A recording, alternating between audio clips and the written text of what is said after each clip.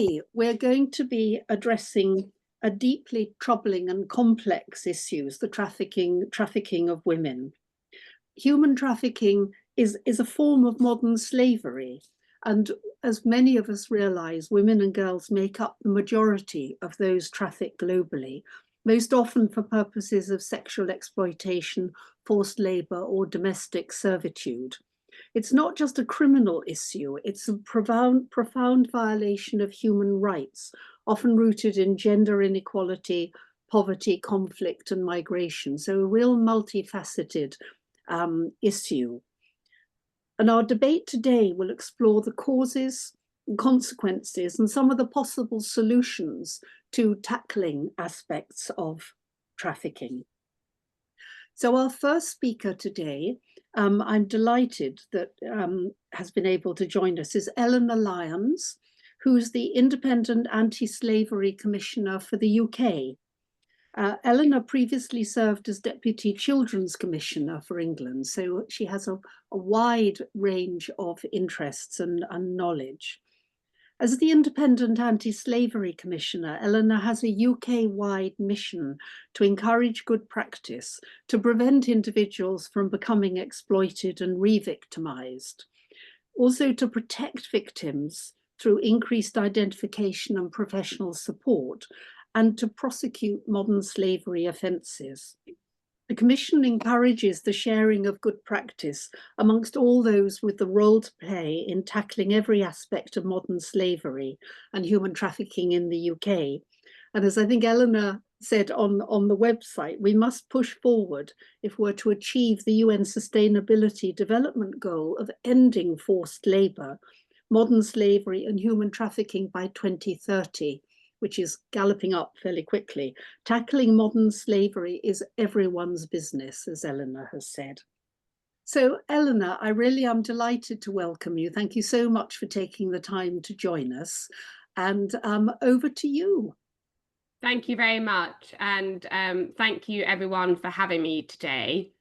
Kat, my private secretary, is also on the line, and she's going to share a couple of slides that I'm going to speak you through.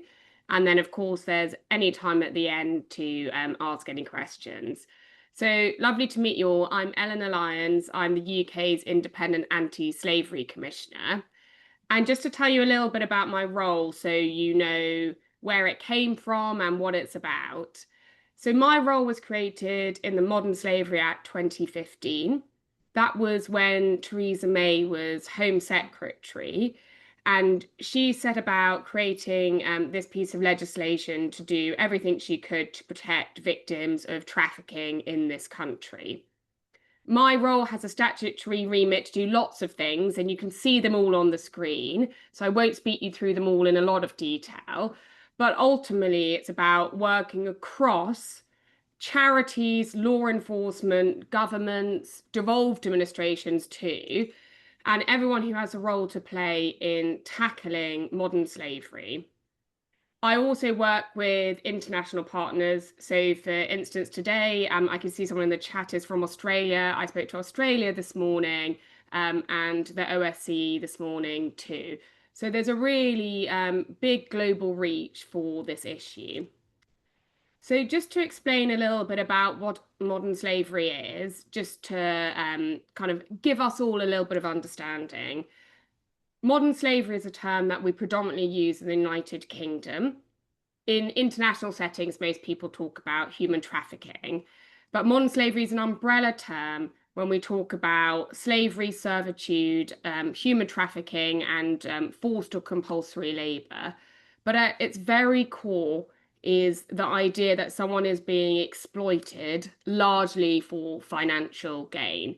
It's largely a financially motivated crime, which has an absolutely devastating impact on its victims, and that is the group that I aim to represent every single day. You can see here on the map that there are different countries that have either ratified in blue the Istanbul Convention, which specifically talks about combating violence against women and domestic violence. And the reason we've mentioned that is because in many situations, this can particularly be a gender-based crime. For instance, when you see rape as a weapon of war, and that level of exploitation, that predominantly affects women and girls. Sex trafficking also predominantly affects women and girls too. So to move us on to the next slide, I just wanted to talk to you about the level of modern slavery in the United Kingdom at the moment. So what we do in the United Kingdom is there's a framework called the National Referral Mechanism, which is basically if a first responder organisation, so if you are a charity like the Salvation Army, if you are a local police force, if you are border force, you can identify a victim of modern slavery. So I think that's really important just conceptually. You can't self-identify as a victim of modern slavery. You need to be spotted by a first responder organisation who will then refer you into the UK-wide framework, which confirms that you are a victim of modern slavery. And during that period, you are offered support and care to help you in your recovery journey. So the National Referral Mechanism last year, there was a record number of victims referred into it in the UK. So you can see there it's over 19,000 victims. And just to put that in context, of course, these are the ones that organisations have managed to identify and managed to spot. There's likely to be far more, sadly, who we haven't been able to reach and help. The largest group of victims out of this number, and I think this quite often surprises people, were UK nationals. So the majority exploited are actually UK nationals being exploited. Of the total number, 44% were also exploited when they were children. So this is a crime that affects children. Jeremy, can't hear you.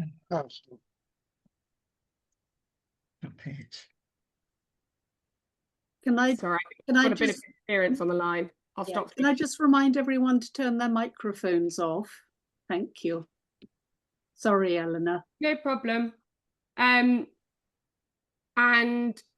a rising number of women and girls are being exploited in the UK.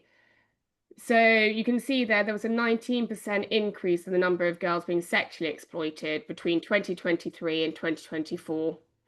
And overall, the most common form of exploitation, the National Referral Mechanism, has been labour exploitation for the last 10 years. So that's just a snapshot of what we know is happening in the United Kingdom at the moment in terms of modern slavery. But as I said, it's likely to be a far higher number of victims who are being exploited. There are particular high-risk sectors at the moment. So you may have seen that adult social care has a high number of victims being exploited at the moment. And there's also a rise in commercial sexual exploitation, which is facilitated by the online world and the emergence of the internet acting as a facilitator for sex trafficking. The reason I've highlighted those is, of course, we know those things predominantly factor in affecting women and girl victims. I've also put here some of the global statistics of how many people around the world are likely to be being exploited at the moment. And as the president said, the majority globally are women and girls.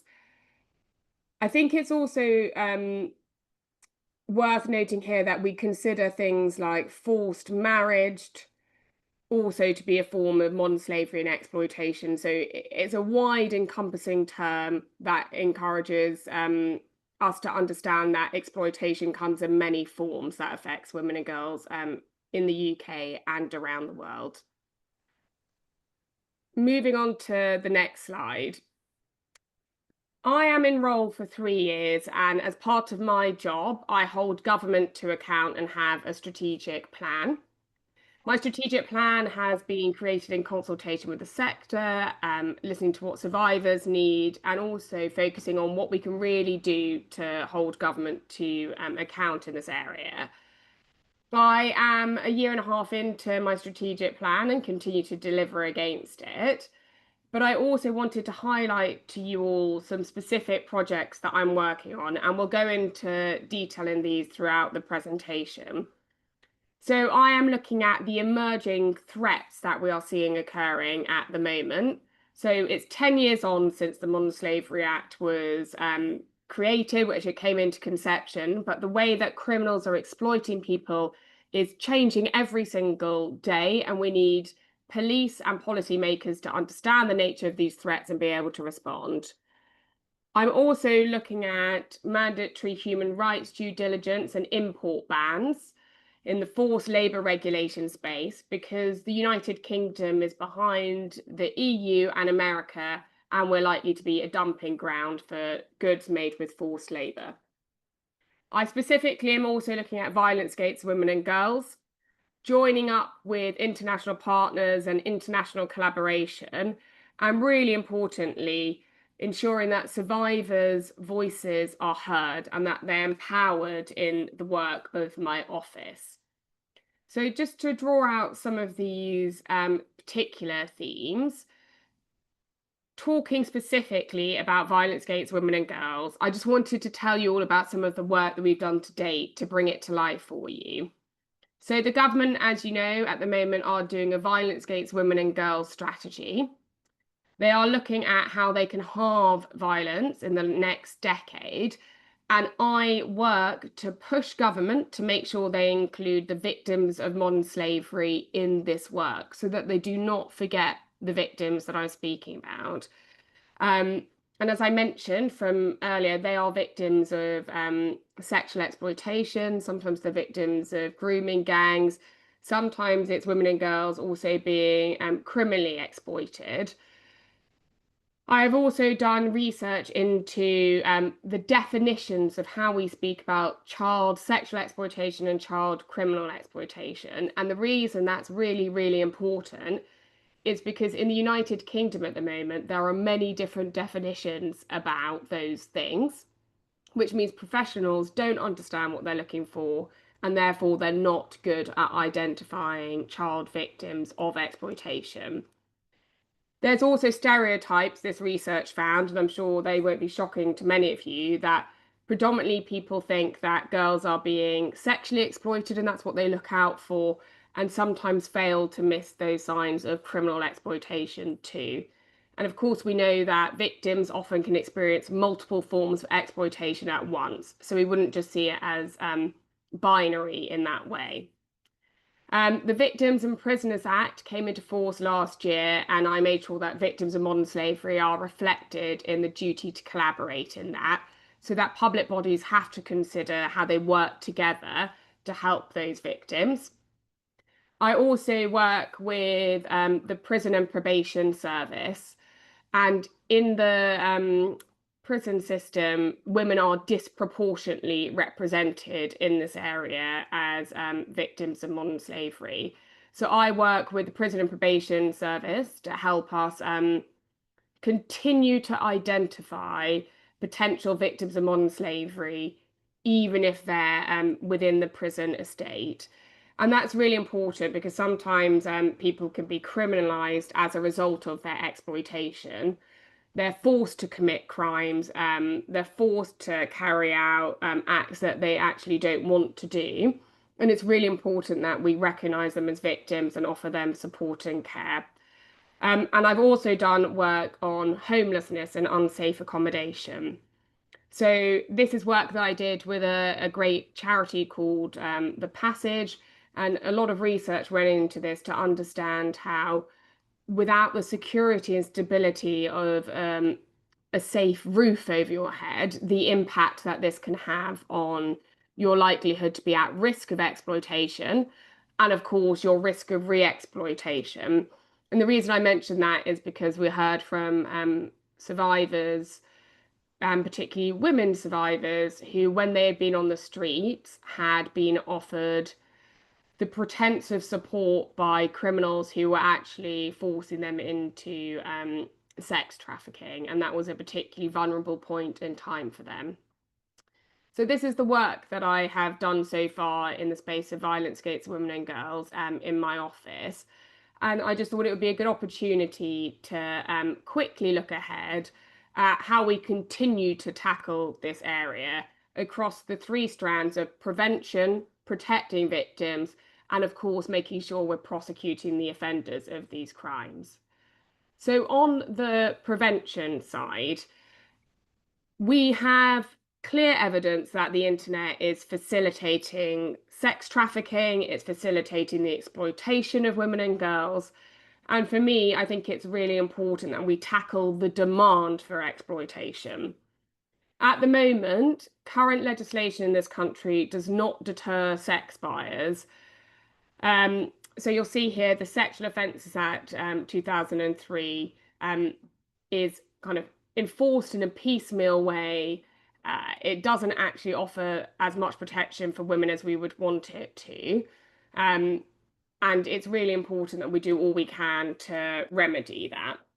Here we have highlighted some examples where actually internationally you see that women are being affected and exploited. So in Ukraine, there's clear definitions in law that forced pregnancy is a critical form of exploitation.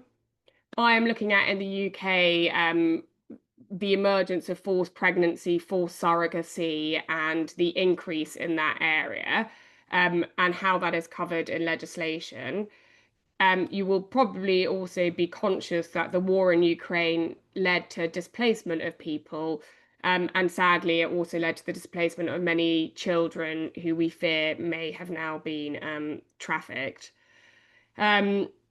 There's also been other international examples. For instance, in the EU, there's legislation looking at forced marriage, illegal adoption, and surrogacy too. And in Georgia and Thailand, there's ongoing work into this space. So the reason we've highlighted the change in international law is because in the United Kingdom, this is something that we really want to understand, actually, how we can do more to support women and girls in this emerging form of exploitation that we are seeing coming to the forefront at the moment, and this emerging threat. Moving on to the next slide, I wanted to touch upon a specific project that I'm doing on adult service websites. And Julie, forgive me, I don't know how many people on this call are going to know what an adult service website is. So I'm going to quickly explain it.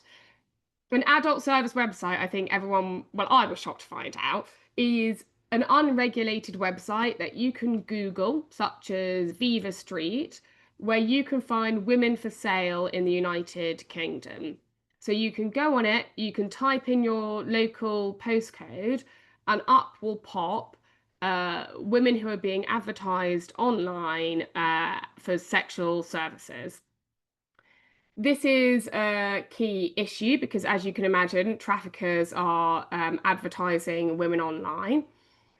I have read some of the things that are written about these women, and the users of these women are writing that actually the woman didn't seem conscious. She felt it looked like she was being controlled. And these are websites that have massive multi-billion-pound turnover. They operate freely in the United Kingdom and they're not properly regulated. I think these websites need to be banned, so I'm pushing for legislation to get them banned. But alongside that, we look at how we can encourage Ofcom to do their job in holding these websites to account, and also make sure that there's intelligence sharing so that law enforcement in different areas of the country are sharing information about vulnerable women and making sure that they're offered the support and care that they absolutely deserve. So that's some of the work that I'm doing at the moment on prevention, tackling demand, and trying to also take on these big businesses that are sadly profiting from the exploitation of women. Moving on to protection. When a victim of modern slavery is identified, as I told you, they're referred into the National Referral Mechanism for support and care. At the moment, there's not enough funding and government attention paid to this area. In particular, for female victims, I want to make sure that they have the specialist care that they need, that it's a wraparound care around the victims' need to help their recovery in a genuine way, and that organisations have multi-year funding so that they know that they're going to be able to continue to operate to support female victims of exploitation. I think it should be the case that wherever you're identified as a victim, you can access unified care, and that it doesn't vary in quality. I think that's really critical because we want, sadly, when these women have gone through some of these horrific experiences, for them to be able to go on to lead a full and loving life outside of exploitation. And finally, moving on to speak about prosecution. 10 years ago, when the Modern Slavery Act was passed, this was a political priority for the government of the day. And I've included this rather complicated graph, which I don't expect anyone to be able to read or see the small print on.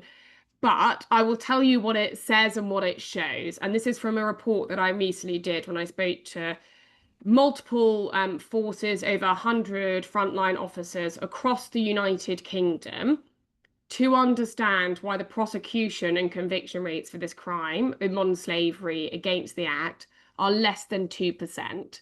So I've spoken you through some of the horrific things that victims are facing, but sadly, the deterrent for perpetrators is not there at the moment, and it's allowing criminal gangs to continue to exploit vulnerable people, and we absolutely need to do something about it.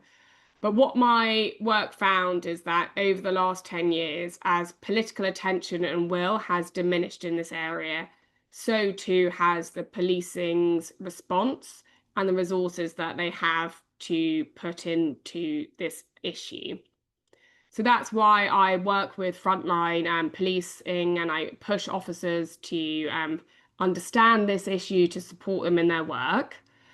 Alongside this, as you can imagine, if you are a victim and turn into a survivor who is navigating the criminal justice system, at the best of times, the criminal justice system for any of us would be a long, complex and difficult journey to understand. So it's really important that we make sure that all the care is there for victims so that they can absolutely hold their perpetrators to account and that there's more prosecutions. So one thing I'm really passionate about is independent modern slavery advocates. So that's an advocate that stands alongside a victim and supports them in their encounters with the criminal justice system, and also victim navigators who work with victims and law enforcement to help them on that journey. And all of those things are important for continuous engagement so that law enforcement have victims willing to testify, and that we hopefully increase the prosecution rate. But I will say on this slide, this is also an area that the government should be doing more. Like, they should be supporting the police. There hasn't been a modern slavery strategy from this government now for 11 years. And it's not clear that this is a current Home Secretary priority. And that is an absolute issue in terms of setting the police's direction strategy. So we are reaching near the end of our presentation. But I just wanted to highlight something that I think is really important throughout all this work, that I think it's really important when we do this, that we listen to the voices of survivors of modern slavery. And I think this is a really nice quote by the Independent Inquiry to Telford Child Sexual Exploitation. People will not forget Telford's history of child sexual exploitation, and nor should they. But as it goes on to say, all involved, and particularly the consultees who put aside their hurt, anger, and years of being dismissed in order to ensure that the next generations are better protected than they were, deserve our very high praise. And I completely echo this testament. Every survivor that I have had the honour of speaking to and working with, and victims of sexual exploitation, a big driver in their engagement in policy creation and speaking to wider policymakers than me is they want to make sure that no one else goes through the same level of trauma and hurt that they did. And so I think it's really important that we listen to them, because their motivation is so powerful, but also their expertise and understanding of why and how criminals are willing to exploit people allows us to absolutely improve our policy response to the issue. Thank you very much for that all. I just wanted to give everyone on this call, because I know there's so many of you, a call to action, because we all like to know what we can do in response to these issues. It's a very well-connected group of women on this call, which is always fantastic. So it would be wonderful if you can use your networks to raise awareness of modern slavery and exploitation in international forums, continue for it to be pushed to the top of the agenda so it doesn't get forgotten, it doesn't get left behind. By doing that, I think we can start to tackle exploitation that affects women and girls. I think we need all of you to continue to challenge, hold the government to account through your engagement with parliamentarians and through any local campaigns you do. We need stronger legislation, enforcement, and support services. And I think it's also important that we drive that change together, leading national campaigns and pushing for anti-slavery efforts at grassroots level that lead up to national levels too. So thank you very much for your time. Of course, I'm happy to answer any questions in line with how much time you have on the agenda, but please do let me know if there's any reflections. Thank you. Eleanor, thank you so much for that extremely insightful explanation of how your work is going in the United Kingdom, and also for setting it into the global context. I think, particularly given our audience here today, that's extremely valuable, and certainly opened my eyes to many of the things that are happening in trafficking that I wasn't aware of. So thank you so much for that. If it's okay with you, we'll take a few questions now directly to your presentation, and then we'll go to our other speakers. I think, Eleanor, you can stay with us for most of the session till about 2 o'clock. So if we have a few direct questions now, and then we'll have some general ones after the next presentation. So could I ask if anyone has got direct questions for Eleanor? And I'm just trying to, if you could use your electronic hand, that would be great. And I can see Susan, you have your hand up. Let me just quickly scan across and see if anybody else has. Roger's made a comment on the Yes, I've seen that. Yeah, that's great. I see that. So could I just ask people to keep their microphones off unless they're speaking? Thanks so much. That's a real help with so many. So I've got Susan and Anne. Susan McKellar from Scotland, if you'd like to pop your comment or question. Hi, Gilly. The question's about the national referral mechanism. Obviously, we know that numbers are being underreported, but do you think that the illegal immigration bill is having an even more detrimental effect on women coming forward? And how do we tackle that? Because obviously the immigration bill that's out just now is quite hostile.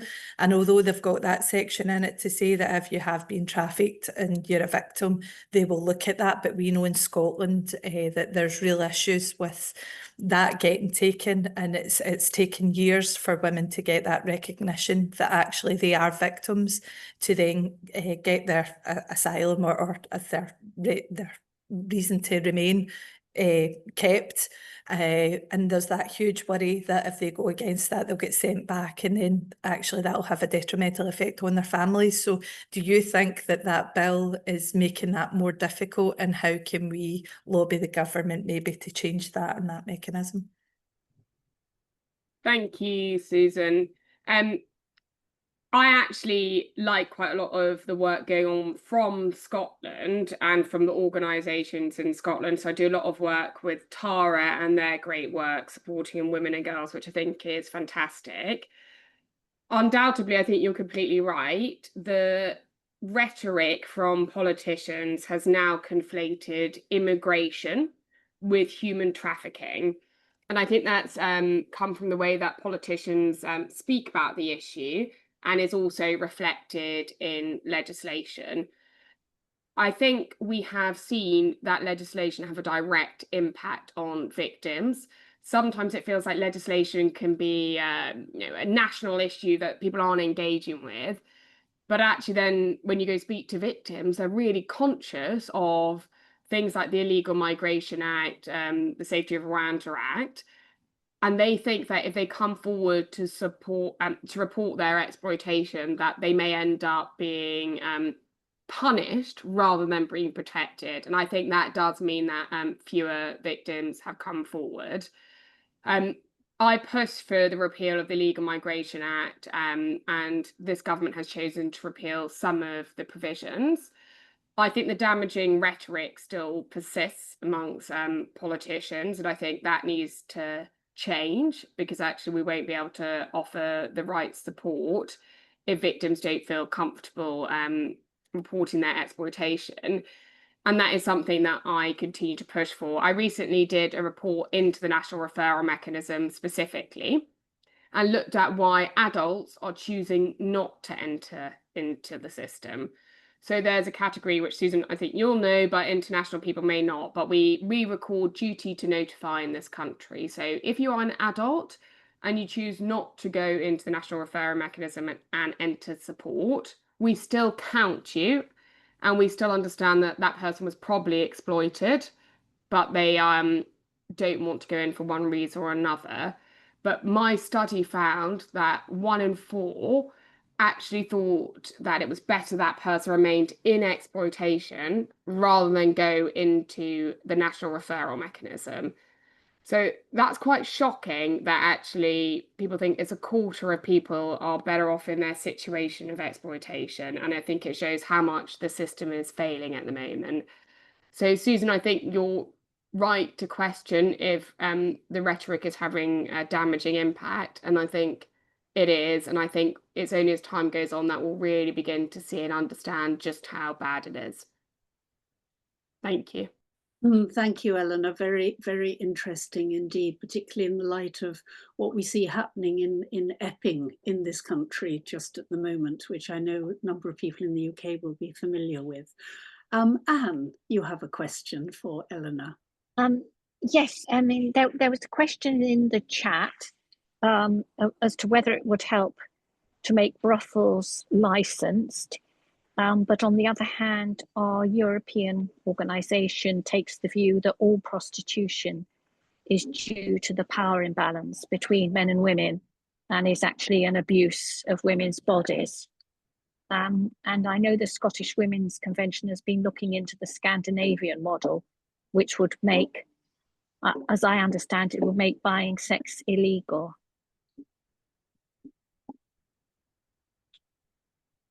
Eleanor, did you want to comment on that, or Susan, indeed, from Scotland? Eleanor first.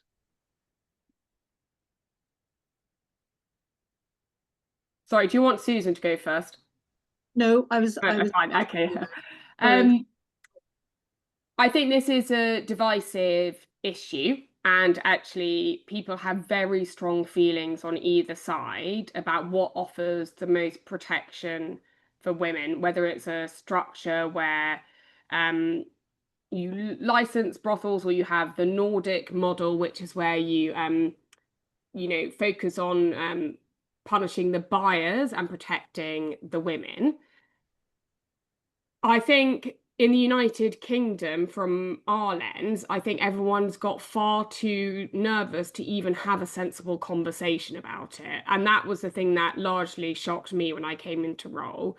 Like, the absolute priority should be protecting these women and girls. And at the moment, they're not. And to be clear, they are being raped in communities across our country on a daily basis. It's unacceptable. and not enough is being done to protect them. And with a current climate where everyone's too nervous to bash out the policy solution to it, as you saw me talk about, one thing that I am really going after and pushing for is the fact that women should not be freely advertised online when they are victims of sexual exploitation and sex trafficking on an unregulated website. And just thinking about how crazy that is, that you could go on this website and you could see the same woman advertised multiple times. There's clear signs of trafficking, for instance, the same phone number appearing for 10 women, which shows they're being controlled by one person. And I think all those things show that actually women aren't getting the support they need in this country, because they should be a top priority for the government and they're not even mentioned. I don't know if Susan wanted to add to that from a Scottish perspective. Yeah, at the moment, Ash Regan's proposed a bill, the Prostitution Offences and Support Act, which will prosecute men who purchase sex, but decriminalise the women who are selling it. And that's to protect them, because women are in that situation because they don't have another way. And I think that's the recognition. In Scotland, we see prostitution as violence against women and girls, and that's in our Scottish Government mandate. And that's the way we see it. It's exploitation of women for whatever purpose. Now, if we had equality, we wouldn't be in this situation, because actually women would be able to work in a different job and wouldn't have to go and do things like this to get out of poverty, make money, or live their life. So we are looking at that at the moment. We are actually going to host a conference on that in September about this bill to get what women think about it as well. And I think it's really important that we do talk about this. I think Eleanor's right. People are not speaking about this because it's so hard one way or another. Yeah, so I think it's really important that we have the discussions and we find out what women on the ground are thinking about it and what their thoughts are about it. But it is exploitation, and no matter what form. And when you bring children into that as well, and they're under age, that's abuse front and centre, and we shouldn't be discussing that in any other way. And I think that's where we feel quite uncomfortable talking about these situations, because we know it is abuse. And regardless if someone does that and pays the money, like Eleanor says, there is different websites. Viva Street is one of them. All these websites where you can just go in and type in what you want is almost like a takeaway for a woman. And you can just turn up at the door, pay your money, and that's you. And that has to stop. And I think if we can try and quell that demand by putting legislation in place to help that, then that goes some way shutting these traffickers down. Because if they're going to get prosecuted for it and there's an accountability, then they're going to move out. And we can see that in other countries. And the Nordic model is not perfect, but it is a way to try and quell that demand and try and stop that trafficking. And I know that some of the people that work in that, some of the women that work, are worried about that getting driven underground and things like that, but it's there for everybody to see and nobody's doing anything about it either. So I think we need to be having these discussions in ways in which we can tackle that, because it's not just women and girls. There is some men as well that have been trafficked in this way as well, but predominantly women and girls that have been used. Great. Lovely. Thank you so much, Susan. I'm just going to take one more quick question. I can see one from Avis, and I should have just reminded everyone to give your name and where you're from. And just a quick other question, then we'll go on to our other speakers. Avis Ball, you have a query? Thank you very much. Yes, I'm Avis Ball, and I'm a member of Sir Rot Smith International, and I belong to the Wakefield and District Club. I just wonder, listening to all this, do you think that the words that we use make this sound not as important to some people? You know, slavery was supposed to have been abolished, you know, and we talk about trafficking, and actually they're slave masters. You know, people are being enslaved, and let's use the right word. Traffickers doesn't have as much impact. We talk about abuse, but actually it's criminal violence, you know, and I think sometimes the words don't impact as much as perhaps they should when we come to looking at what we can do as, legally and how police forces should do it. And we've seen this, haven't we? We saw it in places like Rotherham and Rochdale, and probably in other places across the country, because, you know, it's organised crime. It should have been abolished years ago. We thought it was, and here it is. And the bulk of the victims, you know, that are being, whether they're being advertised online or wherever, are women. Yeah. And we need to stand together, I think. But I think I'd like the words we use to be stronger. Thank you. And thank you, Avis. I think that's a really important comment. I think I'm not going to ask Eleanor to respond to that at this stage. I think we'll go to our colleagues in America, because I think there may well be some points from their presentations that will influence some of the things that you've been saying, but we'll certainly hold that comment. So can I come now to our two other guests? We have Javier and Nida joining us. So they both are in the United States. So thank you so much for getting up early to join us. We really appreciate it.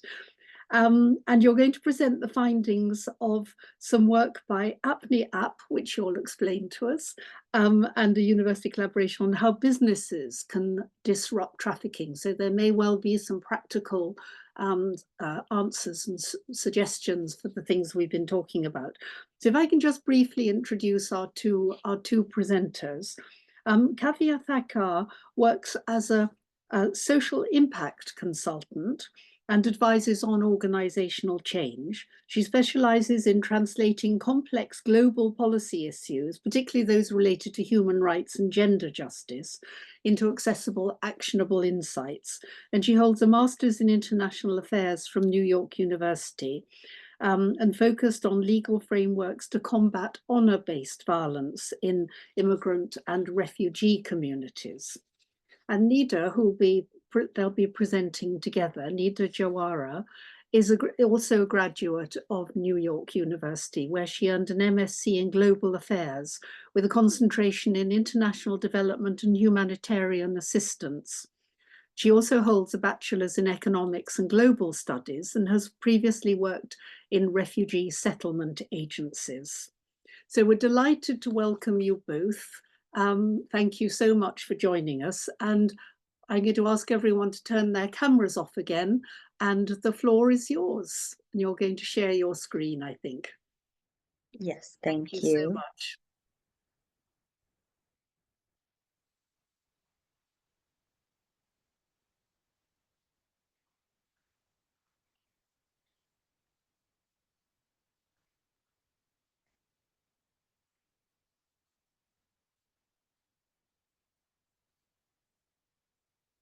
Just one moment.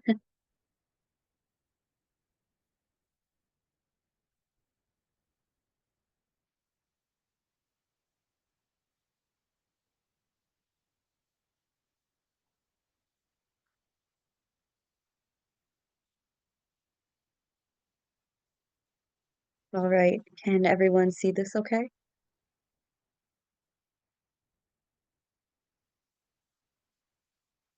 Yes, that's fine.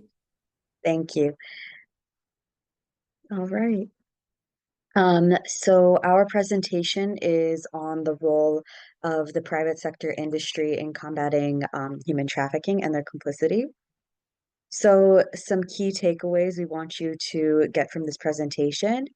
Private sector companies, including hotels, airlines, international athletic events, and technology companies, are complicit in human trafficking. And companies present a lack of action-oriented strategies and collaboration with stakeholders, along with a lack of accountability and transparency among these companies. Several of these companies lack the sufficient training initiatives to educate employees about identifying and responding to signs of human trafficking. And finally, migrant workers are frequently employed in sectors where labor laws are weak or poorly enforced, leaving them vulnerable to labor trafficking. So we reached out to multiple contacts in these private sector companies for interviews for this project. However, none of them actually agreed to meet with us, but we will refer to them in this presentation. And we also reached out to several organizations and contacts within the industry working to combat trafficking. We reached out to, we actually interviewed Kevin Hyland and Duncan Jepson, Kevin Hyland being the UK's first independent anti-slavery commissioner and former chair of the Institute for Human Rights and Business at NYU. Duncan Jepson is a novelist, filmmaker, and also an expert in the field. We also interviewed NYU professors such as Professor Christopher Gaffney, who specializes in tourism, regenerative tourism design and global nomadism, a representative from PACT, a representative from ECPAT as well. Dylan Wecht, who is a public sector engagement specialist at Truckers Against Trafficking, a representative from UNODC, another professor who works in global risk and resilience, and then also Deborah Hanlon, who is the director of operations at Bridgestone Tire Dealer Network in the USA, and also Tina Arundel, who is the senior director of communications at Travel Centers America. And then we just have a small quote from one of our interviews, and I thought this was particularly striking, but Dylan basically said, what is often portrayed in the media tends to focus on the more dramatic and extreme cases, which do not accurately represent the full spectrum of human trafficking. This can create a general lack of awareness around issues such as familial trafficking, and additionally, the stigma and a reluctance to get involved contributes to a lack of reporting, and many people feel that it is not their place or responsibility to intervene. So the contents of this presentation include a bit of background on human trafficking and the private sector industries, including trafficking cases in the hospitality industry, followed by airlines and transportation industry. Then a quick look at international athletic events like the Olympics, FIFA, the Super Bowl, and then a look at the technology industry and social media companies. And then finally, we'll conclude with recommendations for each industry. So this is a map of human trafficking victims detected globally in the year 2022. And this includes both forced labor and sexual exploitation. And you can see that India and the United States have the highest rates of reported cases. However, many countries in Africa and Asia are lacking data. So some of the background that we have for human trafficking before we start is human trafficking is a form of modern slavery, and it generates about $150 billion annually in illicit profits. And it's driven by forced labor, sexual exploitation, and other exploitative practices. In the United States alone, there are thousands of cases. In 2021, the National Human Trafficking Hotline reported over 10,000 cases and 16,000 victims. So the private sector is complicit. They're either involved directly or indirectly. So direct involvement involves abuse of power and corruption within the company, whether it's the CEO or even the frontline staff workers. This can include workers taking bribes from traffickers to look the other way, or being the trafficker and facilitating trafficking rings themselves. Indirect complicity looks like a lack of action taken to mitigate cases, so lack of education or training on identifying and reporting trafficking. So in hotels and motels, this can look like employing exploited migrant workers or sex trafficking victims being forced to meet clients at the hotels and being exploited there. In airports, this looks like traffickers and victims crossing through border points undetected. In the technology industry, there's online trafficking, recruitment, and remote exploitation. And there's also increased cases of exploitation through tourism during international athletic events. So the vulnerabilities of migrant workers are actually concentrated in the hospitality and tourism sectors, and it's impacted by restrictive visa conditions and debt obligations. So migrant workers must have employment visas to work, but obtaining them is very difficult, resulting in them paying thousands of dollars in fees to employers, sponsors, and recruiters. And then they're charged high interest rates and are pressured to borrow money to pay these fees, resulting in debt bondage to traffickers.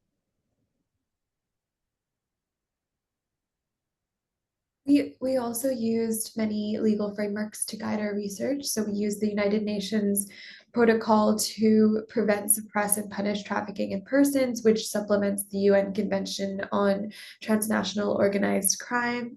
We used ILO conventions such as Convention number 29 on forced labor and number 189 on domestic workers, which provide international standards to protect workers from exploitive practices. And then we also use the Council of Europe's Convention on Action Against Trafficking in Human Beings, which also underscores the importance of public-private collaboration in addressing trafficking, which is the premise of our presentation, of course. And then finally, the US Trafficking Victims and Protection Act, which was passed in 2000 and is a cornerstone of the government's efforts to combat human trafficking and provide assistance to victims. So, trafficking in the hospitality industry, in the United States alone, 75% of survivors reported coming into contact with hotels when they were exploited. And hotels and motels are prime trafficking locations for recruitment as individuals experiencing unstable housing turn to these locations for support, and then they often have little support from others. There's also a lack of action and assistance from the hospitality staff, and this is mainly due to insufficient anti-trafficking training for frontline staff workers. For example, there was a survivor in Columbus, Ohio, in the United States who was exploited at a hotel and actually explained that the hotel staff disregarded clear signs of trafficking, including trash cans filled with condoms, cash-only payments for the rooms book, and refusal for housekeeping services. Additionally, there's a lack of diversity, equity, and inclusion initiatives in anti-trafficking methods. So the hypersexualization of Black and brown girls makes trafficking effects worse for these groups, and part of the reason why women of color are more likely to be exploited than white women. So some companies have released statements and partnered with campaigns, including the It's a Penalty campaign. And It's a Penalty actually conducts public awareness campaigns and have reached millions of people globally. They've protected survivors and prevented instances of trafficking and abuse. However, very often companies only condemn trafficking through statements and partnering with organizations without actual sustainable action, and the hospitality industry is no exception. When looking at the airlines industry, we actually had very limited engagement with airlines, and despite outreach to major airlines, few responded and all declined interview requests. Airlines do have a corporate responsibility, and they reported emphasizing the airline's commitment to anti-trafficking. However, there are some major mishandlings of situations where passengers were mistakenly reported as potential traffickers or victims. And this was because of a reliability on superficial indicators such as race, like undermining people's dignity. For example, there was a case on Southwest Airlines where employees mistook a white mother traveling with her biracial daughter as a trafficking case and assumed the white mother was a trafficker to her biracial daughter. So the involvement of airlines in trafficking in trafficking incidences is another issue, such as the case of a charter flight operated by Legend Airlines. So in 2023, Legend Airlines had a charter flight that was actually grounded over human trafficking allegations. Legend Airlines actually denied any role in this potential trafficking, though.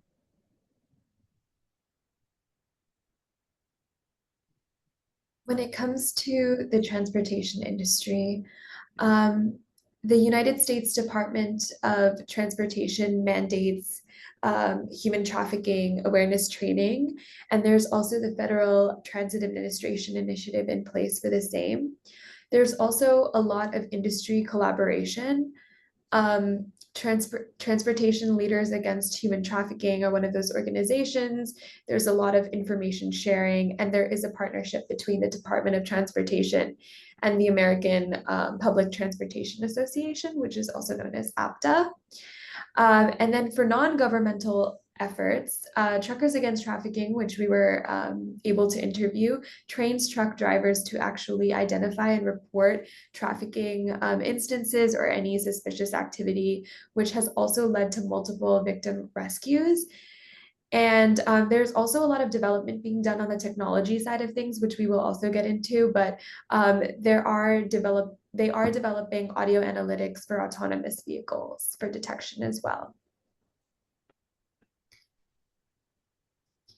And then in terms of international athletic events, the Paris 2024 Olympics partnered with It's a Penalty, as Nivi mentioned, which reached about 180 million people and is protecting about 17,000 survivors.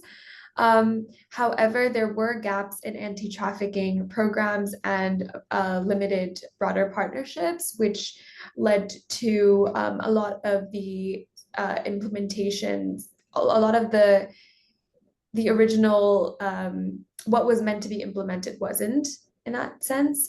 The FIFA World Cup also in Qatar focused on ethical recruitment and collaboration, but faced a huge amount of backlash because they weren't able to do so. And then finally, the Super Bowl in America is one of the largest human trafficking events. And they collaborated with local organizations such as Signs of Hope and law enforcement agencies as well.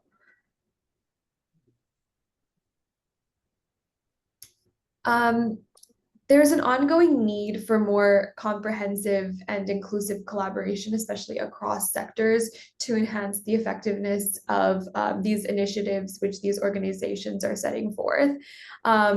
There's a lot of transparency and enforcement needed, and it remains limited. And this is just an example of a campaign which was in France for stopping trafficking. And yeah.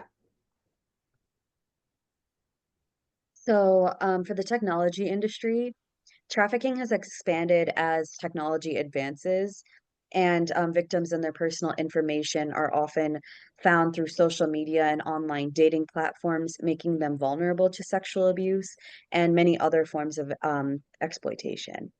In fact, the National Human Trafficking Hotline reported 845 potential victims from the years 2015 to 2017 recruited to trafficking in online platforms.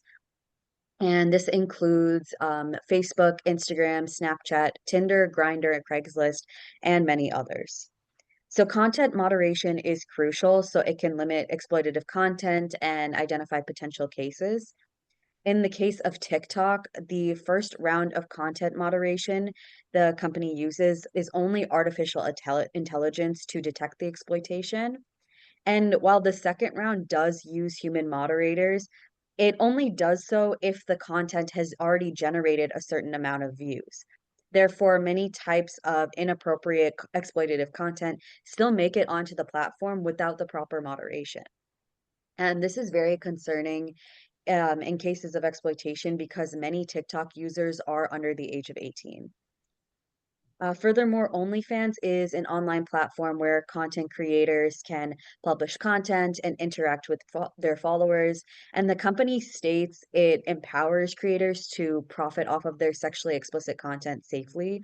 But many women have been sexually exploited on the platform. So OnlyFans rules require creators to have written consent from everyone included in the content.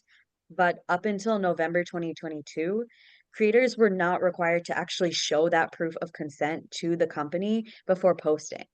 So while now OnlyFans does check for proof of consent, this was a major lapse in preventing sexually exploitation acts and has created damage for many people. So moving on to recommendations, we have 9 recommendations for the hospitality industry. The first one is a zero tolerance policy. Companies must adopt a clear no tolerance policy for trafficking and commit to monitoring worker treatment across supply chains. The second is staff accountability, so implementing policies to prohibit staff involvement in trafficking cases and ensuring they are not liable for wrongful reports unless it's based on discrimination like racial biases. This is going back to the cases of wrongful trafficking reports with parents and their mixed race children. The third is public awareness. So using public service announcements and in-hotel flyers to educate guests on identifying and reporting trafficking and offering specialized staff training on dealing with traumatized victims and how to act.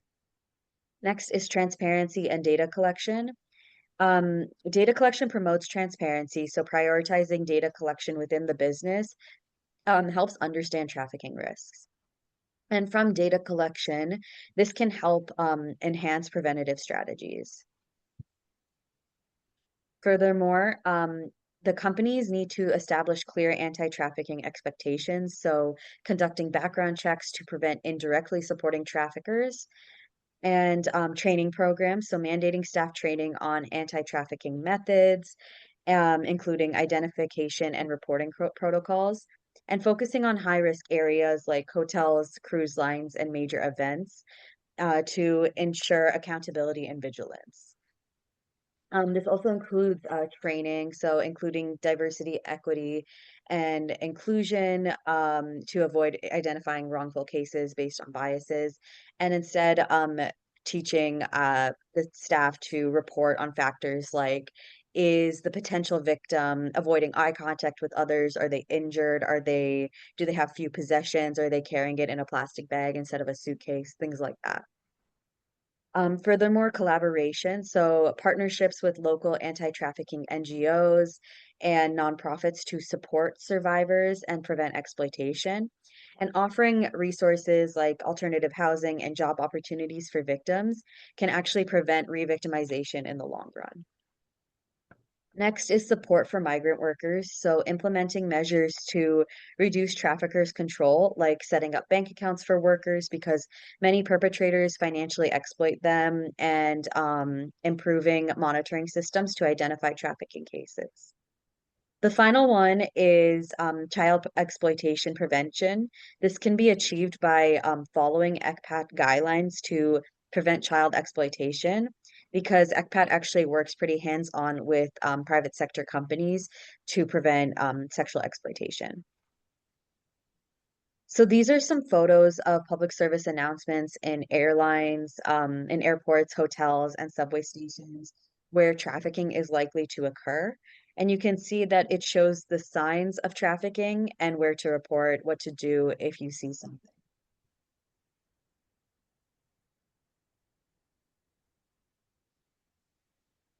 Then for the airline industry, these are the specific recommendations we were able to identify, even if we did not interview them specifically.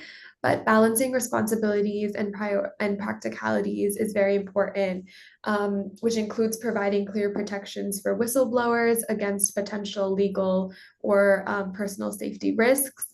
Improving training and action-oriented awareness, which includes effective and tangible indicators and a standardized anti-trafficking training and protocol. And also just creating universal standards for anti-trafficking training and practices. And then addressing industry vulnerabilities will also be very, very important. Strengthening screening, border control processes, enhancing oversight and accountability mechanisms to mitigate risks of insider complicity, and then also prioritizing the regulation of private jets and chartered flights as well. And then to continue, other recommendations we identified for the airline industry also involve leveraging technology, which includes investing in advanced detection technologies such as AI and facial recognition. Also establishing robust communication channels between air crews and on-the-ground personnel. And just in general, enhancing international cooperation, there needs to be stronger data sharing protocols between airlines, airports, and law enforcement. And of course, advocating for the establishment of those legal frameworks and enhancing Europol and Interpol's role as well. And then for the transportation industry, we identified a few recommendations which would help there. Implementing training programs for all frontline employees, which include drivers, ticket agents, and security personnel. In terms of regulatory measures, ensuring that monitoring systems such as CCTV and standardized protocols are in place for reporting trafficking. And then also involving technological integration such as AI, predictive analytics, and blockchain to track travel behaviors and ensure that there is passenger transparency. And of course, community support programs need to be in place and need to be advanced. Transportation companies should fund and support these community programs, especially in trafficking-prone regions, aligning efforts with CSR strategies as well. And then for international athletic events, there's a lot to be done, but conducting risk assessments will be very, very helpful, which helps to identify vulnerabilities and challenges. Strengthening labor protections to ensure that there is protections for migrant and temporary workers in high-risk sectors, which failed in Qatar, according to many people, during the FIFA World Cup. And then, of course, public awareness campaigns, informative social media campaigns, and just cross-sector collaboration, which again is partnerships between law enforcement and local governments, NGOs, and businesses. And just in general, enhancing support services for survivors, such as shelters, legal aid, and psychological support. But the most important thing is that in all these initiatives, there needs to be transparency and accountability. So we have our final recommendations for the technology industry. The first one is specifically for social media companies, but it's to follow the Polaris Project's recommendations. So this includes prohibiting all forms of human trafficking in the terms of service for these social media apps, identifying and investigating high-risk users that may be involved in exploitation, and implementing safety features for survivors and potential victims. The second one is to utilize existing technological advances. Artificial intelligence can be used in identifying traffickers and their victims, and then social media algorithms can be used to detect certain trafficking behaviors on these platforms. The final one that we've mentioned quite a bit is public service announcements. You can never really have enough. So using social media platforms for PSAs helps warn users and potential victims about the trafficking risks, the signs, and what to do if they see something. So this is a public service announcement in the form of posts on a social media platform. And you can see there's a partnership with anti-trafficking NGOs and nonprofits like Stop the Traffic that Kavya mentioned earlier. Thank you. Any questions?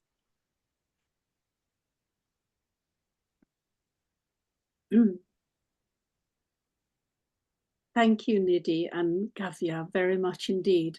A lot of information in your presentation.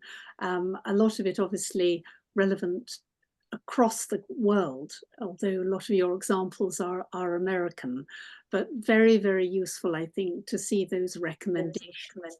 I see in the talk in the chat, Penny Rankin has just questioned the numbers of victims, which I was also going to raise, because the numbers that you quoted of victims were quite small. These were reported victims. I wondered if you had any indication as to the number of victims that there might actually be, because presumably we're talking across the United States, just whether you've got any information about that.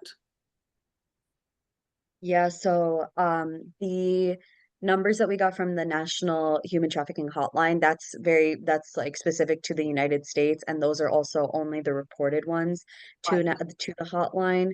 So yeah, like what you said, it's much smaller than what you would expect. I'm actually not even sure what the actual number is. I just know it would be much, much higher.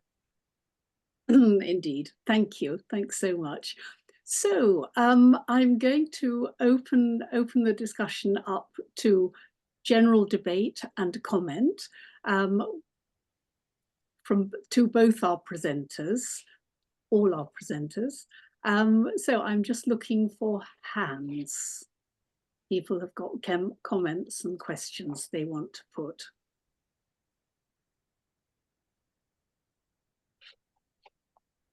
Right, I've got Virginia Hitch. Virginia, can I remind people just to say who you are and where you're from, just to give a context? Virginia, do you want to unmute? So apologies for delaying that. So my name's Virginia Hitch. I live in Kent, and I'm a coach supporting women like me who are one of a minority in the workplace. But I came on this call really to understand what I didn't know, and I'm absolutely astounded and partly ashamed of how little I knew about this. And I just really want to thank you for that, and just have a follow-on question really, and just say, you know, I don't know who's best placed to answer this, but how do we get more awareness across, you know, women in particular, about the scale and what's happening, and more to the point, how they can help and support? Oh, sorry, go ahead. Very, very good point, Virginia. Would Nidhi, were you wanting to respond to that? Sure, yeah. So I think this came up in our interviews, and when Kavya and I were interviewing people and experts in the field, but it's really difficult if it's difficult enough to educate people on a global scale on the issue of trafficking and the signs, it's going to be much harder to get people the services they need when they experience something like this, to educate them on that.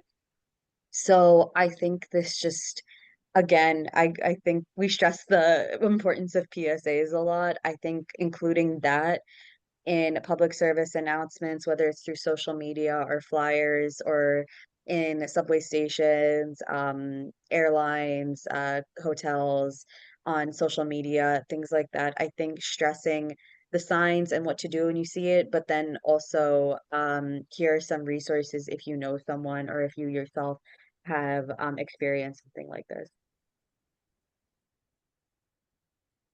Any other observations? Eleanor, did you have any observations from your work about raising awareness? And presumably, Virginia, you're meaning among the population as a whole, to be able to spot any signs of trafficking and slavery, and awareness amongst potential victims themselves. I guess you're meaning it both ways, aren't you? I think absolutely, and kind of a kind of follow-up question about like that. Is that awareness, do we know if that awareness is more at, you know, younger people rather than the generation that I come from, who perhaps aren't so active on social media and see these things? And if I'm honest, I've seen posters at airports and service stations, but really didn't know too much about it. Thanks. Thank you, Virginia. So to take the second half of the comment first, awareness amongst victims, often people that are being exploited are not aware or unable to identify their own situation of exploitation. And that's why we have first responder organisations that can help to identify these victims of modern slavery. Because actually, quite often when you meet someone who's been exploited, they don't spot it themselves, which can be particularly hard when you're trying to support someone into recovery. On the first point about how we raise awareness across the general population, I think it's a really important question, because it's universal across all age groups at the moment that awareness is pretty low. There's obviously brand new MPs in Parliament as well, and actually that's also quite a challenge in terms of when the Modern Slavery Act was passed 10 years ago. There was a lot of engagement, there was a lot of lobbying, there was a lot of awareness raising, and that has dropped off. I try and push the awareness side of things, but I think there's probably a role for us all to play in terms of, in our local communities, trying to draw attention to this area. I think the challenge we have is this should be a priority for government. Across the board, they should be looking to make sure that tackling exploitation of everyone in the community is an absolute priority for them. And I think that's the real challenge in terms of we need there to be an updated strategy and an updated national approach. But I have seen great examples of where community partnerships do take forward awareness raising. For instance, there's the Car Wash Association that have done a good job of raising awareness about how exploitative those settings can be. So I think there's lots of work to do, and I think it's a good question, but I think awareness across the board at the moment is lacking. And also it's such a horrible topic. Sometimes people don't really want to speak about it that much because it's very horrible. That's really interesting, Eleanor. Thank you. And I think examples of community involvement, community initiatives are really important. You mentioned car washes, and I think a lot can happen in that very specific local environment, can't it? But there still needs to be a drive from the centre. So thank you for that. I've got two more comments, one from Fiona in Australia and then Penny Rankin in Canada. So I'll take Fiona first. Welcome, Fiona. Great to have you with us. Thank you so much for having me online. Good evening. Well, actually, it's good day to you and a good evening for us. May I ask, it's a question comment, is that I'm wondering how any of these discussions might end up in maybe in UK in the curriculum at school age. I note that in Australia, we've had over the past 15 years, things that we didn't talk about that might have been taboo many years ago, but we have now the National Plan to End Gender-Based Violence, and which we wouldn't have heard of speaking in schools about this 15 years ago, but now we have respectful relationships programs as an example. It seems that there might be an opportunity to be thinking about how we develop the right programs and curriculum for younger people. Of course, not to put it all on their shoulders, but to create an understanding about modern slavery. Very interesting, Fiona. Thank you. I think there need to be approaches from so many different directions, don't there? Penny, is your comment or question related? Can we take them together?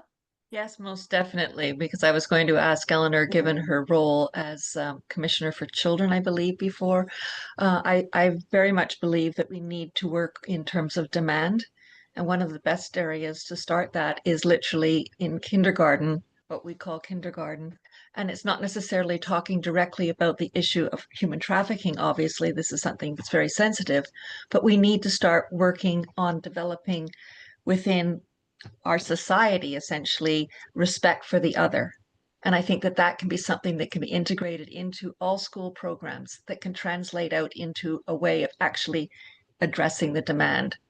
It's so important, the work that's being done in terms of listening to survivors. There's the work that's being done in the UK and around the globe to try and address this whole heinous act is somehow forgetting the fact that it wouldn't exist but for the demand. And the only way we're going to really shift the demand is to have a generation predominantly of men, but not exclusively, obviously, who have drawn into their core values the respect for the other. And I think if we're going to tackle this commodification of others, we need to begin literally when we're 2 feet high. I think we need to start then. Anyway, thank you so much, because this has been a very interesting conversation. But Eleanor, I'd like to know what you thought of that idea that was shared from Australia because of your background also in terms of your focus on children. So thank you so much. Thank you, Penny. Eleanor, yes, bringing both your hats together. Yeah.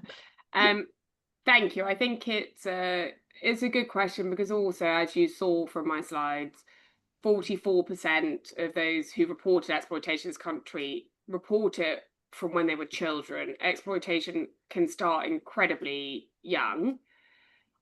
I think it's also a good question, actually, because from survivors themselves, this is something that they have told me that they would have liked it if there was more awareness and understanding amongst their cohort, but also the professionals that interact with children of exploitation. So for the girls that were sexually exploited, something I've heard is that they were often seen as kind of naughty girls rather than actually professionals around them identifying that they were being sexually exploited. Similar with the recent work that I did on homelessness, one of the recommendations from survivors themselves is actually they wanted there to be more awareness from a younger age, and that they thought actually this issue should be raised in schools and it should be spoken about.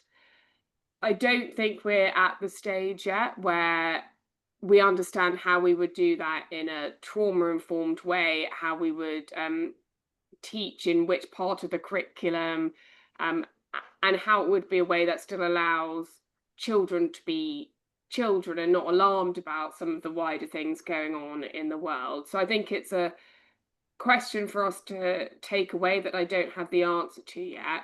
But I will say I think it's interesting because this is something that I've heard time and time again from survivors too, that they just wish everyone knew about it a bit younger so they got the support earlier. Very interesting, and it is a challenge, isn't it? I'm just reminded of the comment that Avis made before we went to our second speakers about the language that's used. And of course, if you're talking with younger children, language has to be so important and carefully chosen, doesn't it? So there's different languages for different age groups and different purposes, maybe. We have another question from Gail Bishop. Gail, would you like to introduce yourself and put your question or comment? You need to unmute. NCW, and I report on current affairs, what's happening in Parliament and current affairs landscape. And just a comment that just this week or last week, the government has published a new relationship, sex and health education curriculum. And it does start in primary schools, and there is an emphasis on respectful relationships. But in secondary schools, it talks about consent, exploitation, power and control. I haven't looked at the minute detail of it, but certainly it's touching on the subjects we're talking about. But I don't suppose it's actually mentioning modern slavery or trafficking. Very useful, Gail. Thank you so much. Hopefully that will contribute. I haven't seen the detail of it either, but hopefully that will be part of a movement. I'm covering it in the newsletter that is about to go out, or the current affairs update that's about to go out. Great. Look out for that, all members of NCW. And if you're not a member, become a member, and then you'll get the current affairs update every month. Any other questions? And just looking at the chat. See, there's a comment mentioning from Sarah Barnbrook, mentioning boys. I think this probably ties in with the education issue, doesn't it? Yes, the failure of platforms to shield them from graphic online content. I think this is a big issue, isn't it? How the online platforms, because they do have such a large part to play in this, and the the shocking information about adult services sites. And clearly the online world has such a large influence here. Eileen Kelly, you have a question for us, a question or a comment? Could you introduce yourself and put your comment? Thank you. Hello, and thank you for letting me in, and thank you for letting me join. I just wanted to say that in the Republic of Ireland, we have our national project is Hidden in Plain Sight, and it's all about human trafficking. And I'm so delighted that we're really on the same page as what I've heard today. Delighted to hear, not delighted to hear the horrendous information that was given out, but delighted to know that we are all on the same page, and that really what we're running is an awareness campaign. And really each club within our, sorry, I'm Sir Optimus Ireland, obviously I'm the National PAC officer, and what each club within our country, the Republic of Ireland, is running an awareness campaign with events for public awareness, inviting officials, representative government officials, public representatives, women's groups, men's groups, the clergy, anybody, public in general, any group we can get, and trying to raise awareness. And the information that I've heard today is exactly what we're giving out. So, and we're also working with the NGOs in Ireland and other organisations that are looking at survivors and helping survivors and what we can do. And at a recent one in our area, we had an incident where the local Ruhama, who help survivors of sexual exploitation and trafficking, that they were looking for accommodation in the area, and local people were able to offer accommodation for quite discreet accommodation for them to set up offices in that locality, where obviously there are instances that we don't know about, because obviously survivors are in what we were told was that are very reluctant to talk, that they're not able to talk, they're not able to come to a gathering to talk, and that they come as a victim first to organizations, and then they become survivors, and then they become who they were supposed to be, and try to live a life again. So it's been really, really interesting. It's been a real passage of right for all of us, and very informative, and a huge awareness. Like, we've all learned so much. And so I'm just glad that we are on the right page, that we're all singing the same song, and that we're all trying to raise awareness, and it's just how to do it. And then just contacting the different organisations, and even within the sports organisations in Ireland, our national president has actually looked to get in there early with young players, and that, so that it's coming through sport, and that they're learning from their leaders how to really how to treat women, of course, with assault, sexual violence as well, and gender-based violence. So it's all tied in together, I suppose. But I just wanted to add that in, that so well done. Great to hear other people all across the world, all working towards the one aim. So thank you. Thank you, Eileen. And I think the point that you raise about the voices of survivors is a really important one. It was something that was striking me, because I think in other areas that I've been learning about, if you like, in drug industry and so on, when you hear survivors' accounts of what they've been through, it's frequently far more powerful than all the statistics that we need to understand, of course. But those survivors' voices, I think, are so important in making one realize the human impact of this industry, and it is an industry. And I wondered, asking our speakers, Eleanor and Nida and Kavya, whether you've got experience of using survivors' voices to really make the points that we're all wanting to make much more public, or whether others in other countries have as well. Let me come in on that, because I'm running late for my 2 o'clock call. So I quickly will say, so America has established a Survivor Advisory Council, so has the OSCE and a lot of our international partners. I have been calling on the UK government to create a Survivor Advisory Council. I think it's really important that they do that, and create the forum where there's a formal place which is trauma-informed and remunerates survivors for their expertise, and brings together that knowledge that they have, and that gives a chance for survivors to have their voice heard. So I very much hope that the government do that, and there is international precedent to do it. So I will continue to push, and I hope that it will happen.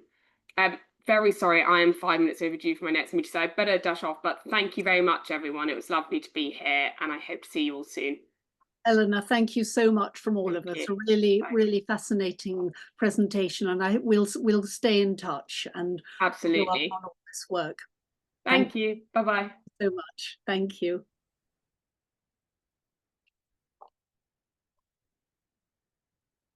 So has anyone else from perhaps in other countries got other thoughts and comments about the power of survivors' stories?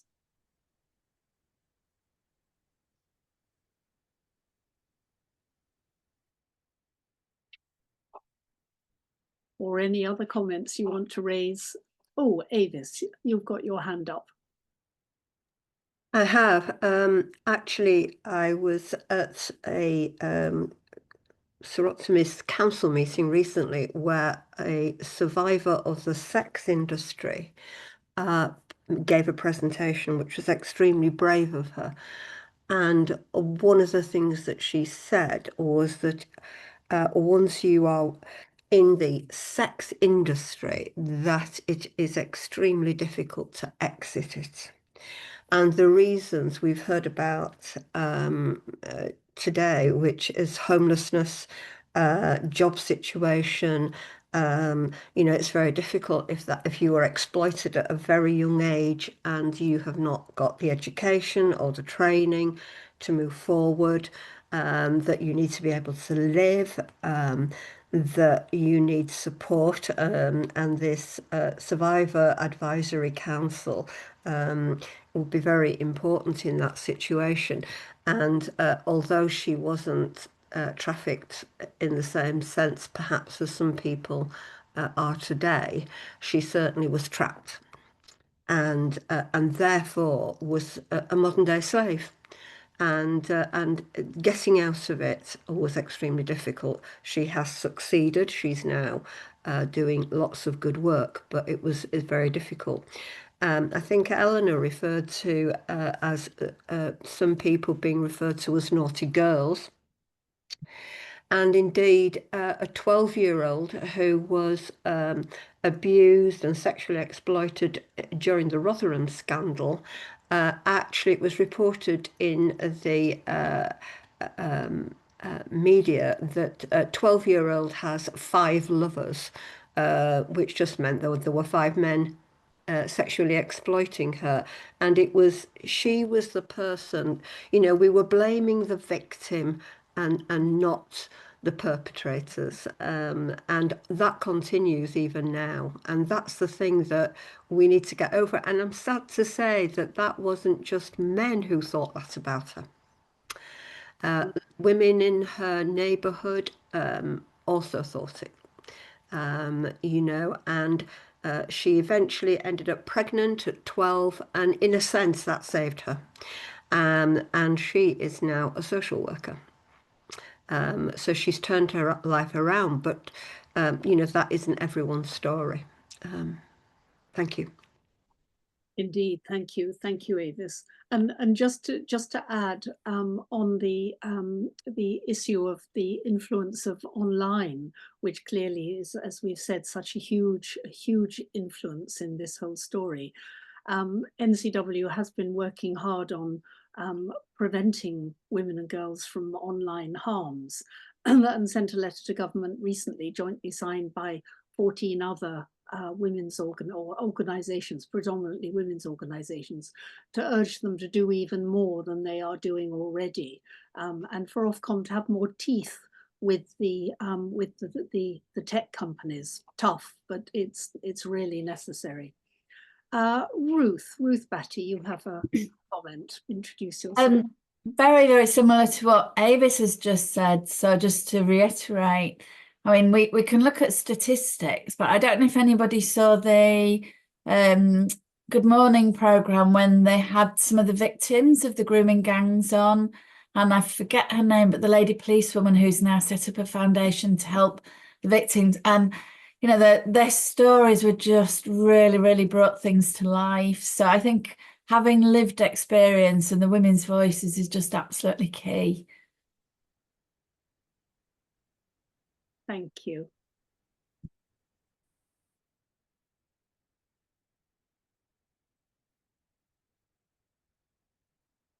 Any other thoughts and comments? Yeah.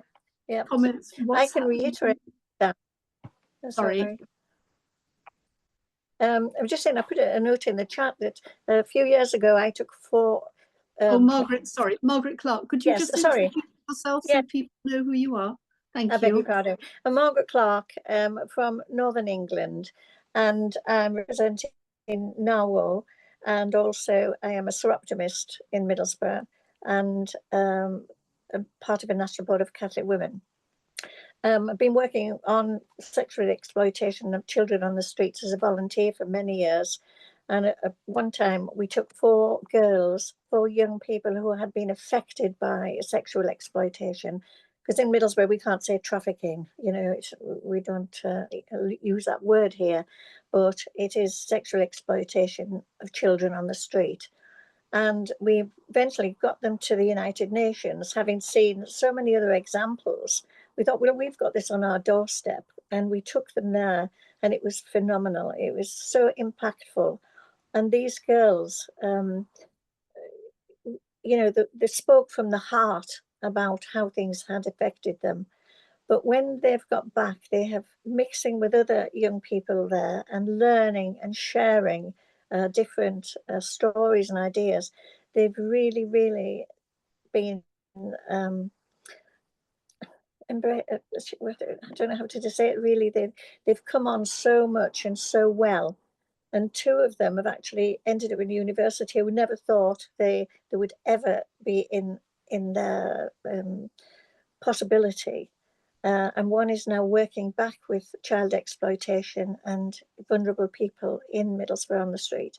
So it has been a wonderful story, really. And I think that their voices were so powerful in a place where they never expected them to be coming from Northern England and from Middlesbrough, when all the other speakers around were generally from other countries. You know, so I think we've got to see that, you know, in our country, in the UK, we have just as much exploitation as many other parts in the world, but, you know, to highlight it. So if anybody else, I think the more people we hear, the more voices we hear from the ground, and young people as well as the older people, it is powerful, very powerful. So thank you. Thank you, Margaret. Bernardo's are tremendous. I can't speak highly enough about them.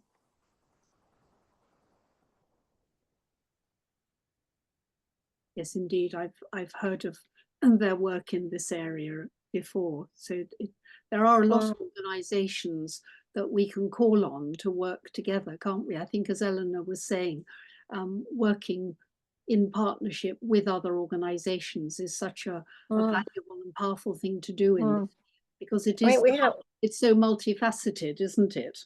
Yeah, we have women. Yeah, there's Women in the Well in London King's Cross, which many people know of. But of course, this is at a local level in Middlesbrough, in Teesside, you know, and of course, trafficking is good, and the trafficking, the move from one side of the street to the other, you know, it isn't just trafficking into another city or other area, but it is. And, you know, to think that there can be a way for 3 weeks before the police can actually do anything about them, you know, so the astute traffickers bring them back within the 3 weeks so that they're not penalised or criminalised. Yeah, it's good. But Bernardo's, I can't speak highly enough of them for their work that they do.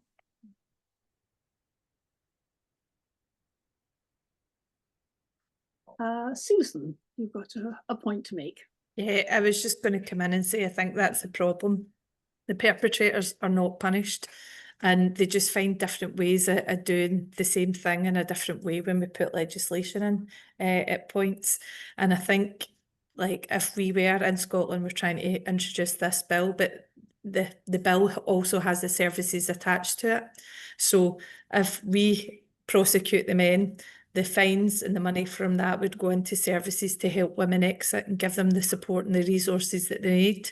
But there's part of that will work, but the other part, that the inequality that women face, is what's driving this in the first place. So I think we need to look at what we're doing, and I think the lady from Canada was totally correct with education, and we need to do that from a younger age, but we need to take the boys with us. It's always the girls getting taught to do X, Y, and Z, but actually the boys are not being taught.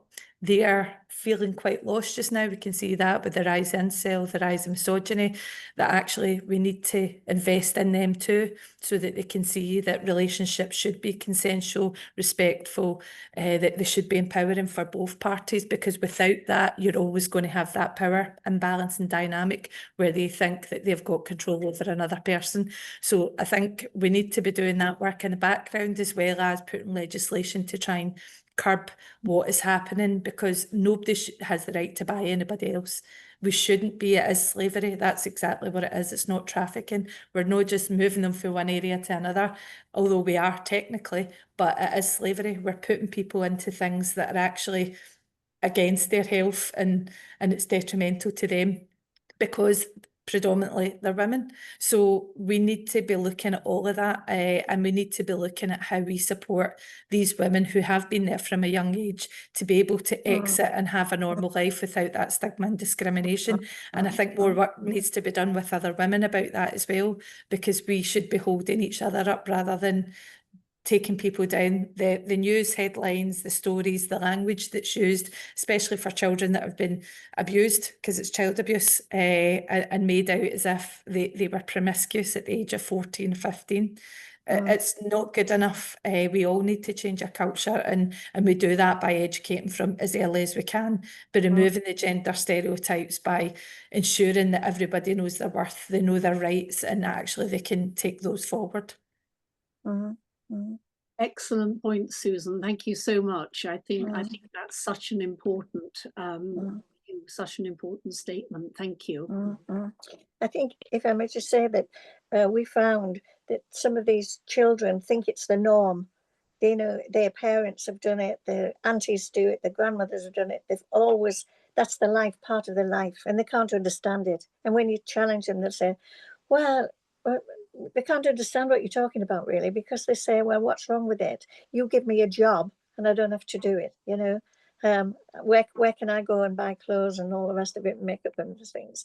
So it's easy for them. It's a quick fix, quick cash, and they just don't have, it's a norm, you know, it's normalized. And that's the saddest thing about it. And that breaking that is extremely hard. Yes, it certainly is. Avis, you had a point to make. Yeah, recently been in contact with an organisation called Tender.org, and they work in the south of England and also have been doing work in West Yorkshire with schools. And they take quite an innovative approach, because they use a drama and role play situations with both primary and secondary school children to talk about healthy relationships and unhealthy relationships. And with the older children, obviously, that is about sexual relationships. And it was amazing to hear some of the students who were giving us feedback about the sessions that they'd attended as to how it had changed them. The girls felt more empowered to speak up and say what they were happy about and what they weren't happy about, whether that was banter within school or whatever. And several of the boys said that they now felt that they understood what respect meant and how important consent was. And I think, obviously they're having success in schools, and quite a few of the head teachers where they'd been involved were really, really impressed with the work that they were doing, and actually grateful for helping them deal with a very difficult subject for teachers. Indeed. Yeah, absolutely. Can I just pop back to, I think, Susan, you said one of the big problems is that the perpetrators aren't punished. And I think it seems to me, learning a little bit more about this from today's discussion, that some of the perpetrators are actually pretty big gangs. And the figures that our American colleagues shared with us, and Eleanor also, the size of them, if you look at this as a market, which it is, totally unacceptable market, of course, but it is a market, the value of it is simply enormous.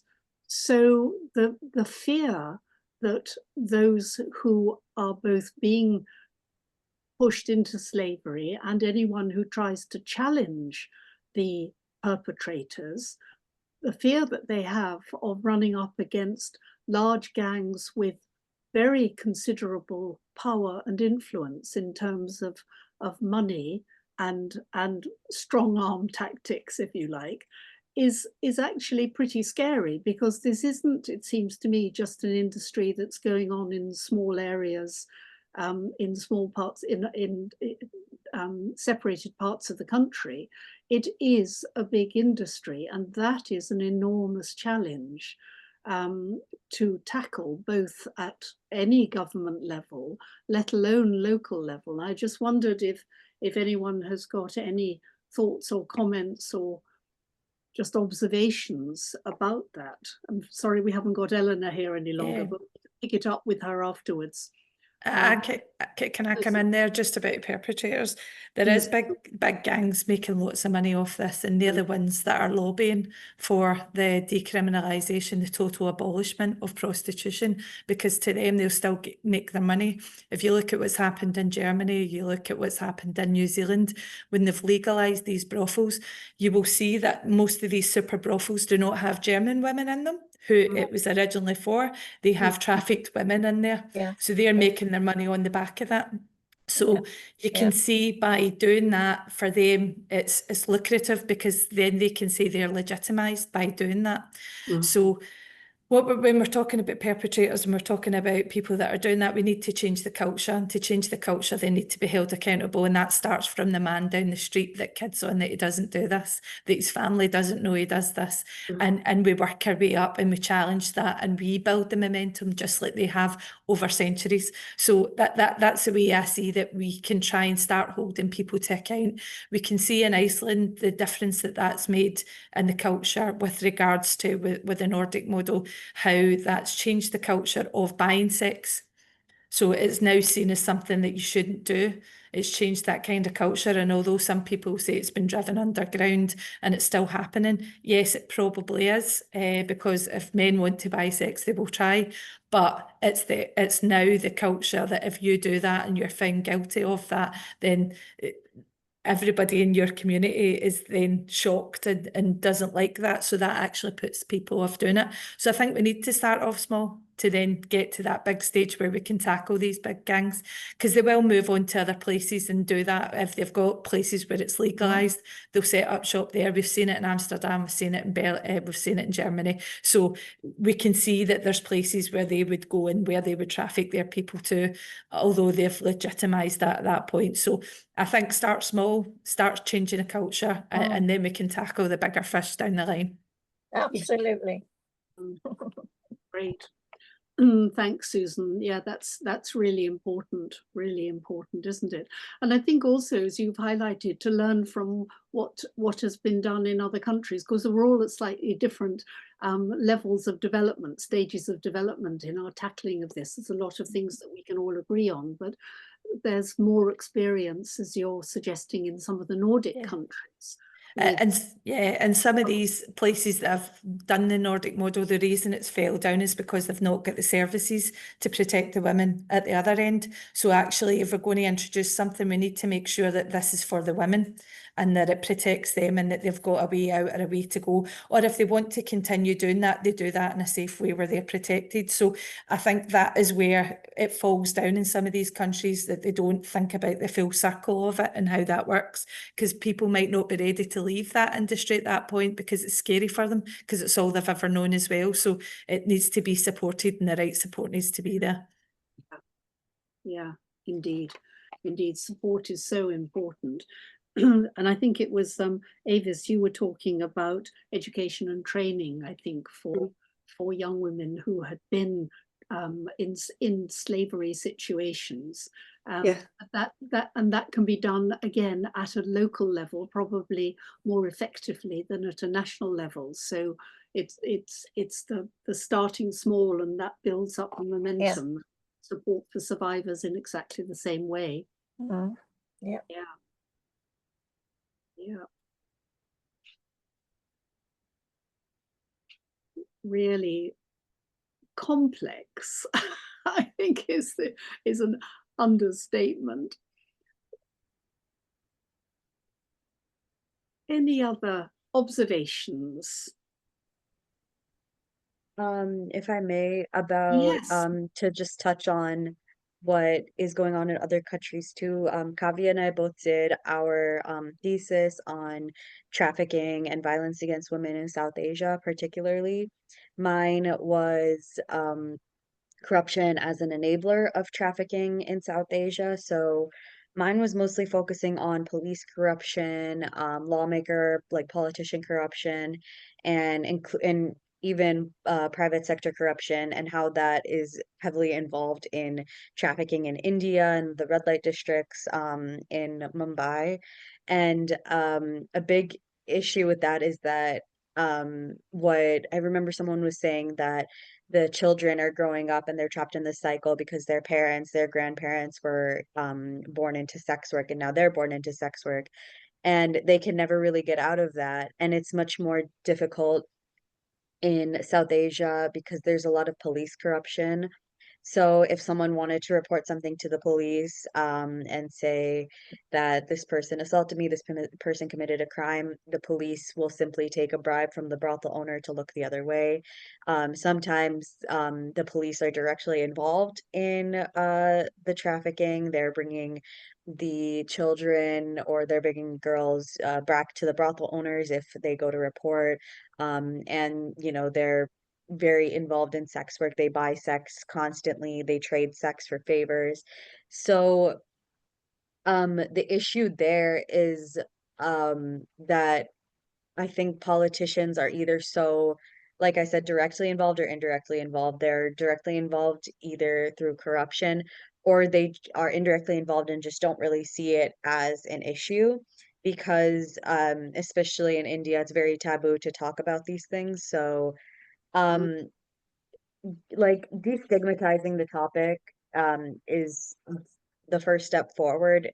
Talking about it is really crucial, but then there needs to be an action-oriented strategy. There needs to be like very, very intense screenings and background checks and investigations into the corruption, and because the people who are there, whose job is literally to help others, are part of the problem.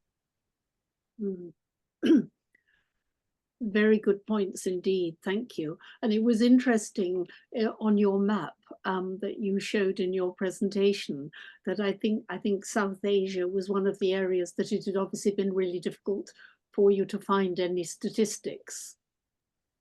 So yeah, South Asia, it was specifically India. It was reported, I think it was UK, the United States, and India had the highest rates from 2022. However, those are just reported rates. The actual rates are going to be much higher. Exactly. Of course, what you said, but yeah, so it should have been even more red on that graph. The reddest red, yeah, absolutely. Gwenda, Avis, I'll come back to you in a moment, but I see Gwenda has got her hand up and hasn't had a chance to make a comment yet. Gwenda, over to you. Yes.